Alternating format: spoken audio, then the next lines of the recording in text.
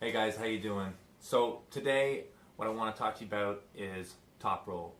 Not going to talk about really techniques and how to get into it. I'm just going to talk about two versions to develop your top roll strength.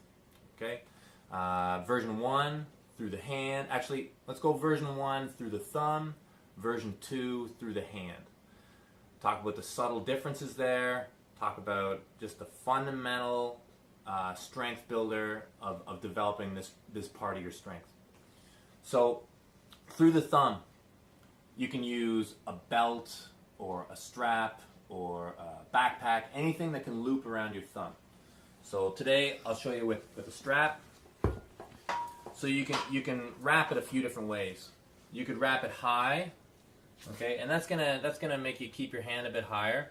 But typically, I'm gonna do a low wrap, and the reason why is I've found over years and years of doing these type of exercises, I've found that if you really want to push your pronation as hard as you can, that if you work top end pronation too high up on the hand, it's gonna spin your wrist out and it's gonna do some damage here. So when I really want to hit my pronation as hard as I can, I will use the lower wrap on my thumb so that there's less chance of my wrist spinning out. And this is where you want to chase a guy. This is where you want to feel the pressure anyways when you're top rolling. So the first thing I do is I take up the tension with my thumb. I take it up, right? Because I want that thumb to be one of the big parts that does not break when I start rolling, right? So I take up the tension. I get my arm angle pretty tight, same way I would be on the table, and I drive upwards. Okay? It'll look something like this. This is what it looks like. Alright, things to note. I'm not standing up and doing it like this. I'm bent over more because when I'm on the table, I'm trying to pull you away from your body.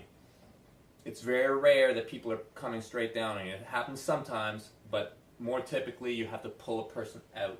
So the vector is something like this probably. If you have a cable, that's fine too. Weights is just pretty convenient. Whatever, you can use any kind of system to create that resistance. One of the problems with that low attachment is that sometimes your hand is going to start to drop. You'll start to notice it when you start to break into a top roll. You're going to always be dropping and people are going to come over the top of your hand.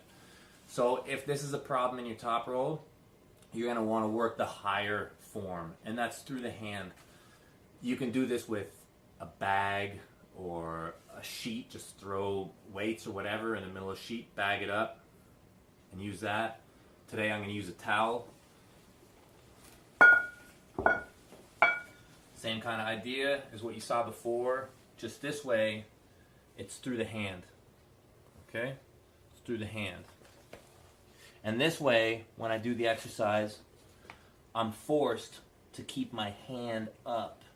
It's a slight difference. I typically do not go quite as heavy when I lift like this because it's harder. And there's more chance of hurting your wrist if you go too heavy. When you think about reps and frequency, if you're working with a club hard on a table, do high reps. You've already got your heavy work in, do like 50 reps. Do it every day. You can train for this every day. Muscles in the forearm regenerate really quick, and they love the reps. They love the blood flow. If you don't have a good team that's pushing you to hit that high intensity on the table, make sure you get your heavy lifting in like every 4 or 5 days. That's it.